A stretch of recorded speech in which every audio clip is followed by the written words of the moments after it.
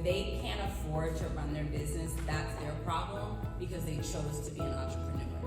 And I want more people to understand that entrepreneurship should be a right, especially because at some of the organizations where we work or that we go to, we know that they would not hire some of our favorite entrepreneurs, or we know that maybe they wouldn't treat them with respect.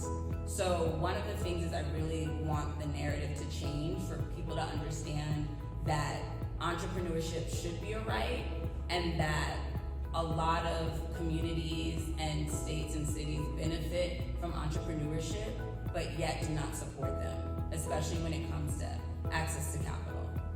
And so with the statistics I found, it said that 82% of LGBTQ owners say that access to capital limits their ability to manage day-to-day operations, and 93% say it limits their growth potential. Now, during COVID, people were negatively impacted, especially small businesses financially, because they had the stay-at-home order.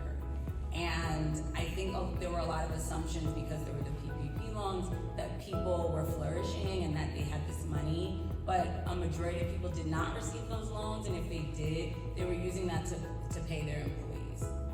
61% of LGBTQ businesses reported financial losses in 2020 compared to only 48% of non-LGBTQ businesses. And this disparity continued into 2021. Another challenge, financial challenge, is receiving funding. LGBTQ businesses are approved for funding less often than non-LGBTQ businesses, even though they apply for funding at the same rate.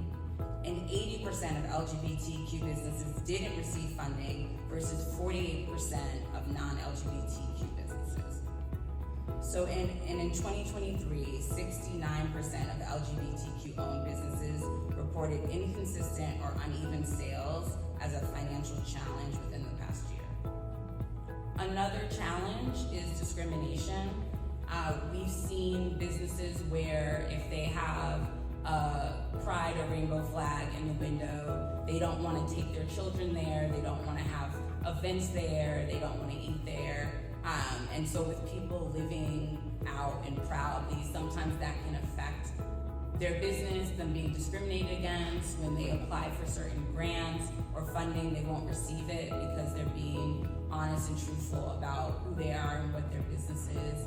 I've seen statistics that have said that people, that funders won't give money to LGBTQ Black businesses because they're not like our own, and funders like to give money that are similar to their types of businesses.